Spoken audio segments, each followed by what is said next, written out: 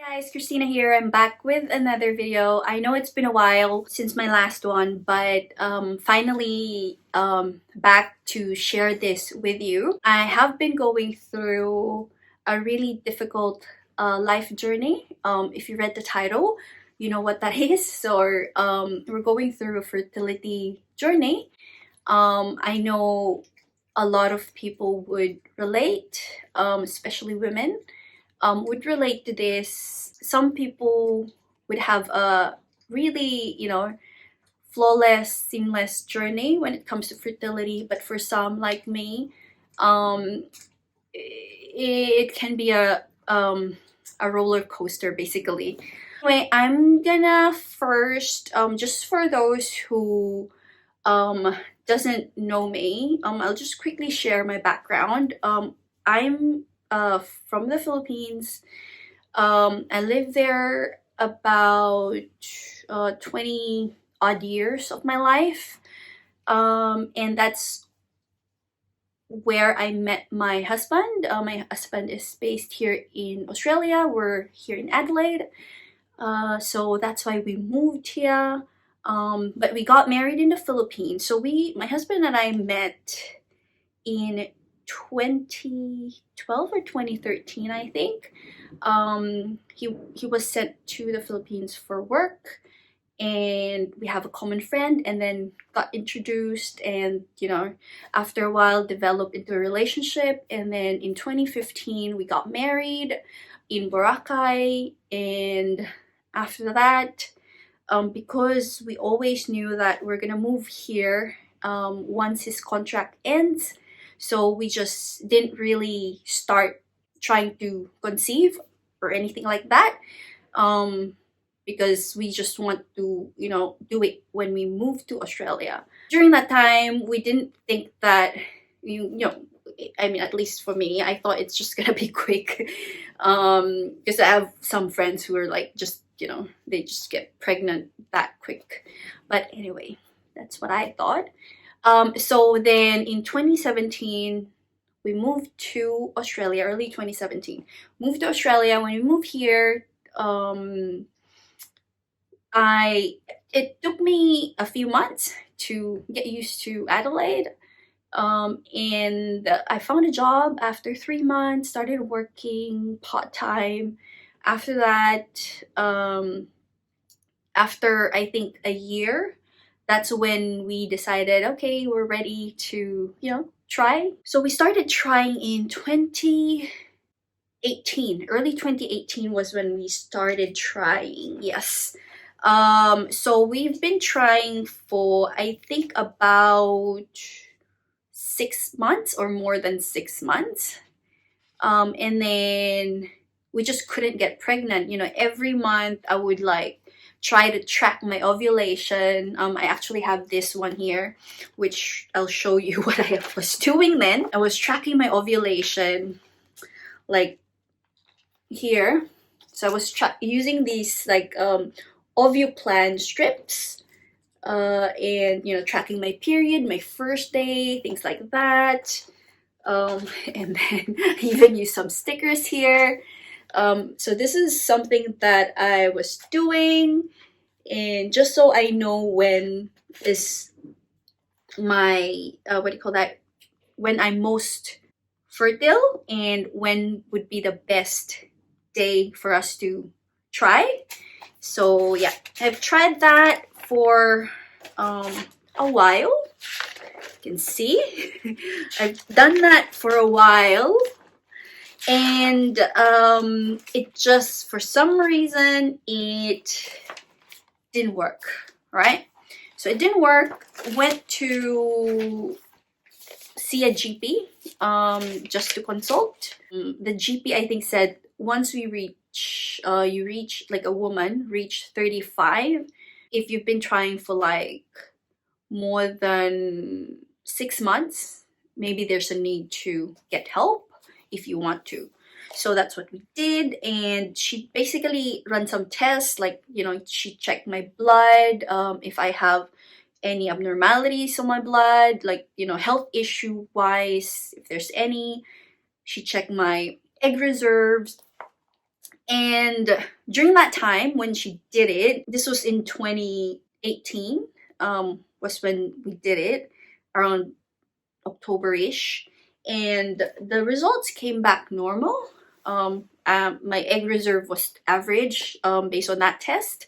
No health issue or whatsoever. So everything was fine. So we said, okay, just keep trying, until, maybe for another few months, and then just come back if, after a year you still couldn't, once you reach 1 year. So come next year, the next year, which is around March 2019, I went back again to the doctor because by this time we've been trying for more than a year already and just couldn't conceive naturally at all. Like disappointment after disappointment, I would get my period. When you're trying, I think you're very alert and aware of what's happening in your body, especially that week when you're about to expect your period. You don't, at the back of your head, you'd think, I hope my period doesn't come, and maybe, I'm pregnant then. Every time I get my period, it was really hard, depressing. It was really hard. Like month after month, you have to go through that. So we told the GP that maybe we really need help from a specialist, basically. Maybe there's something wrong with, my ovary, or I don't know, like something's wrong, maybe. That's why we couldn't conceive, right? And so she referred us to a specialist, an OBGYN, and, a specialist because she suspect that I might have endometriosis. So I was referred to the specialist, and September 2019 was when we were able to schedule a meet with the specialist, and we went there, had a consult, and then after that diagnosed me with a potential or possibly having endometriosis because of all the symptoms that I was having then. So he scheduled me for a laparoscopy, and if they find anything like, that I have endometriosis, they'll also remove them on that same day. So yeah, September 2019 was when I had that procedure. I have some clips here, but I wasn't really talking because I was just wearing my, what do you call that? The hospital gown and things like that. So it was like a major operation, actually. I was put to sleep. They poked like, I think 1, 2, 3, 4 holes in my, tummy, like the abdominal area to, to check the different parts of my internal and see if, there's any. And based on the result, I did have endometriosis. They removed it, and it was just an overnight hospital stay. The procedure itself, it was just a short procedure, probably a few hours, like a couple of hours, I think. And then I stayed in the hospital. My body actually reacted badly to the anesthetic. I think because they had to use a really strong anesthetic on me, because I have to be asleep for a few hours. But then I just got dizzy when I woke up. I just, vomited and things like that. But after, I was fine. Then the next day, I could walk already, and then, I went home basically after that. Then we scheduled another follow-up checkup with the specialist. And this was, I think, I'm not sure when this was, because this was like September. I think after like a few weeks, we had the the follow-up checkup and everything. I was healing okay. I wasn't bleeding at all, so everything was healing properly how it's supposed to. So the doctor said we should try again naturally for a few months and see how it goes, since he was able to remove the endometriosis. So we did. We tried again for 4 months. Guys, so it is 4 months post my operation, my endometriosis operation, and we've been trying during that period and still unsuccessful. So we went to the doctor again, to the specialist again, and start na ng IVF namin. So today I had a meeting, not a meeting, like a session with the nurse. So they taught me how to use the medicine, and I bought some medicine na rin because we're gonna start this cycle. So this coming cycle, I'm expecting to have my period mga in the next like 4-5 days. That's when we again went back to the specialist, and because he also is a fertility specialist, so we went back to the doctor, and we said, what are our options, because we really want to get this going, because I'm not getting any younger. I mean, my husband is still young. He's 3 years younger than me, but I at that stage I think was like 38 years old then. So I wasn't really getting any younger anymore. I'm reaching my 40s, and I just don't want to waste any time. Take your time, get conceived naturally, things like that. For me, I just wanted to, if we can do something, let's do it. So we did, and then the doctor gave us options, and then we went for the IVF option.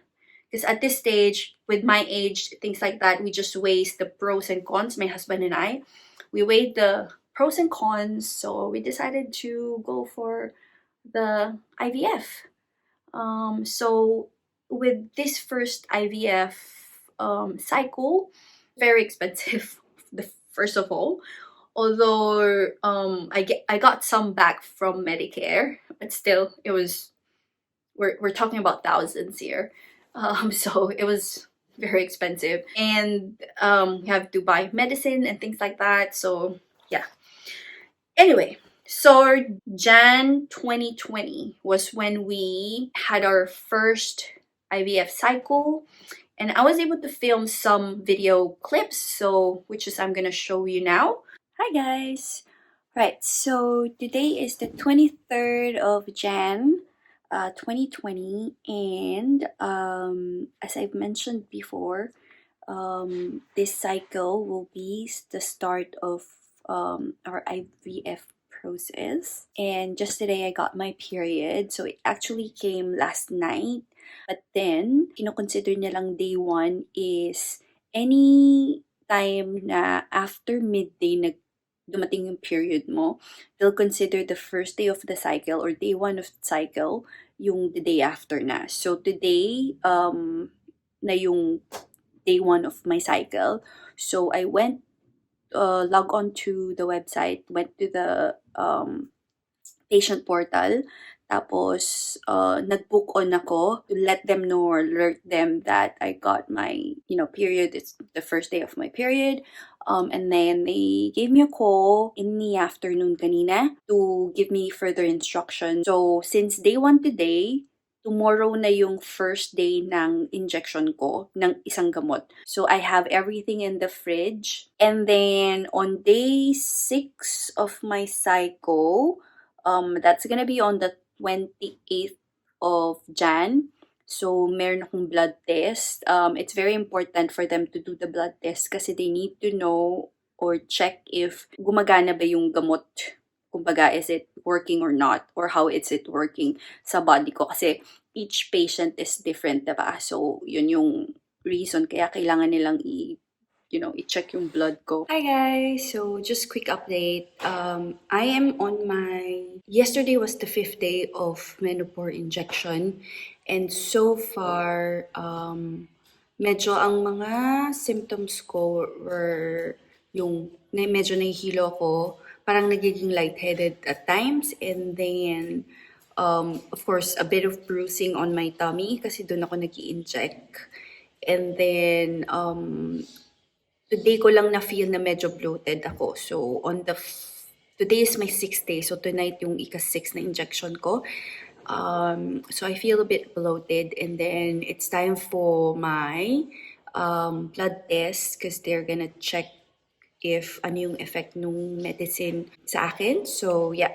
Hi guys, it's Monday, Feb 3 na pala today. And just quick update. So today I had my scan and then blood test again because I'm scheduled for theater or like egg collection on Wednesday. So they did the blood test and scan, and I got a call around 3 p.m. this afternoon. They told me that it's confirmed I'm gonna have my egg collection on Wednesday. But then I need to swap medicine because my estrogen level is really high. It's too high, so they have to give me a different injection or trigger injection.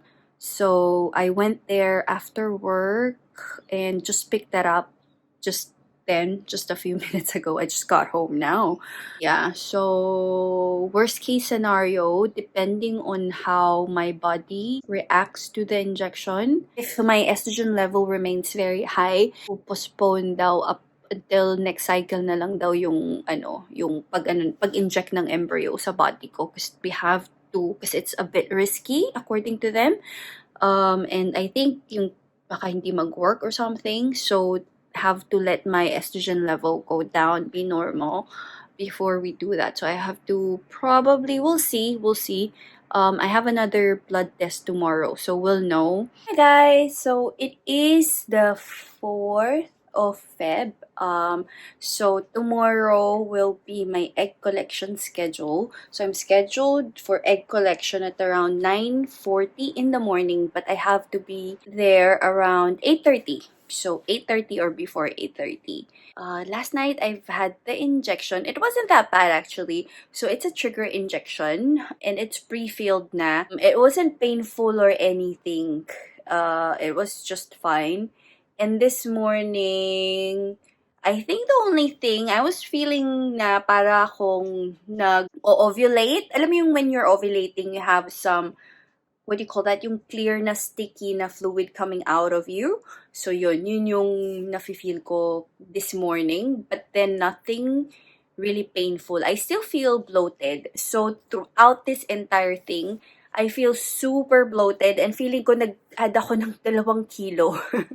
I gained 2 kilos. I don't know if it's because of the injection. I just feel so bloated na sometimes parang sobrang okay naman ako, pero alam mo parang busog na busog ka, parang feeling mo puputok yung tiyan mo. Ganun yung feeling. Hi guys, good morning. It's the next morning and I'm all ready. I'm just waiting for hubby. We're ready to go to the clinic. I don't know if they're hospital. They're actually not a hospital. They're a clinic. Yeah, so all ready. So no makeup and no contact lenses, no jewelry at all. So, kasi yun yung instruction. Tapos I haven't drank water since midnight last night. Yeah. So, sobrang uhaw-uhaw na ako and I'm hungry. But, just wait for later. Right, I see? Oh, okay. I know.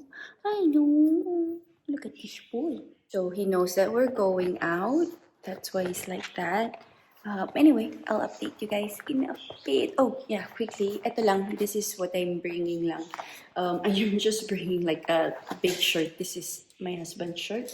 Because it says to bring a, like, dressing gown or something. I don't have a something like that. O, eto, parang robe yung dala ko. So, anyway, yeah. That's that. And then, of course, my form for the procedure. Yeah. So, just a normal bag. Itong tote bag. Ito yung dala ko palagi. Actually, most of the time, I use these bags for work. Anyway, that's it. Later. Guys, just a quick update. So, I'm home now. Just got back from... Okay. Hi, boo-boo. Okay. Right, so I just got back from the clinic. and had my egg collection, and I'm a bit disappointed because so during my scan I had several follicles. I think I had like 8, 9, or 10 follicles, but then apparently not all follicles would have like egg or something. So I only got 3. Yeah, they wrote it on my hand, so I don't know. So I only have like 3 eggs collected, and they'll have to still, of course, test it. So that means lesser egg, meaning, of course, lesser chance. Because with the eggs, you're not even 100% sure yet that all of them will become embryo or something like that. Yeah, so just a bit disappointed. Hi guys, good morning. It is the next day, the 6th of Feb. So yesterday I didn't update. So last update was they told us that there's only 3 eggs and only 1 matured. After I got the news, so they gave me a call to let me know that out of the 3 eggs they've collected, only 1 matured, meaning they can only try to fertilize 1. And then so what that means is it lowered the chance because it's just 1, right? So after getting that call, I was so depressed. I was so down. I cried my balls out. Even now, I'm still very, very emotional about it. So just today, this morning, it is now 9:30 in the morning, the 6th, and I just got a call from the embryologist. They were able to fertilize that 1 egg, so that is good news, giving me a bit of hope. Hopefully, so what they'll do is they'll have to now get that tested, and then wait for 5 days for it to mature, and then if everything's well, then they can freeze it. I should get an update again on Wednesday if something's wrong. If not, then they'll update me on the 5th day, or I think on the 6th day. That will be on Monday next week. So we'll see. Hopefully, please. I'm just like praying and hope this one will be the one for us. So anyway, I'm heading to work now because life must go on at this stage. I don't like sitting around and just keep thinking about it. I need to start working again and just do what I normally do, back to my schedule. Yeah, so anyway, I'll update you guys again. So just a quick update. The last update that I've done was on the 6th. That was the day after my egg collection. So that was when they told me that that 1 egg was successfully fertilized, and then I had to wait for another 5 days to get another update, because after the fertilization they of course have to wait for the embryo to grow a specific number of cells, something like that. So it has to reach a certain number of cells before they can freeze it. So Monday, I got a call from them. They told me it's going well, but then it's still missing some cell. So I got really anxious again. So anxiety level was like off the roof again. I was so nervous. I was so worried again. I was at work when they called me, so I couldn't even work or set my mind, concentrate or do anything after I got that news, because they told me that anything can happen overnight. It's either it'll grow the number of cells that it needs to, or it'll just stop there. If it stops there, then that means we don't have any embryo to freeze, right? So that anxiety attack, so gosh, just don't know. Anyway, so the day after they called me, and finally they told me that the embryo was able to form the number of cells it needed, and they're able to and it's ready to be frozen. So they'll freeze it, and then they ask us if, because we initially opted for it to be tested, and I told them that, yeah, we're gonna have it tested just so we know, more or less know if there's any abnormalities or whatever. So yeah, the test will take about 2 weeks. So it's been a week already. Actually, more than a week, a week and a half already. And then next week, we'll get the result. And we also have another appointment with the doctor on Tuesday. Was it Tuesday? Tuesday? Yeah. So Tuesday we have another appointment with the doctor. We'll just go from there. So he'll give us the result of the test, and then of course we'll discuss what happened. Because we opted to get it tested, like PGT or something like that. That's what they call like a genetic test. So we had it tested, and we waited for 2 weeks for the result. And the reason why I wasn't able to film after that, because I was really down and depressed, just because we only had that one embryo, our one hope on that cycle to get pregnant, and it didn't end up the way we were hoping for initially. Going through our first cycle, we thought this is it. I was really hopeful. I always thought that, going through IVF, this is it, this is it. We're just gonna have one cycle, we're gonna get pregnant, this is it. I didn't think of anything else, like anything negative about it. I was really hopeful. I got the result via phone call. The test results were not good. The embryo has chromosomal abnormality, so meaning it's not viable to proceed. So that whole cycle was just canceled. We didn't get anything out of it basically, but heartache. It was a painful process, financially draining, emotionally draining. I got really depressed after that cycle. After that, my husband and I decided to just rest for a while, take our time to heal from that cycle. So that was that. That was our first cycle, and then we just rested for a few months. I think I'm gonna end this part of the video here. Later, guys, thanks for watching, and watch out for part 2 of our fertility journey.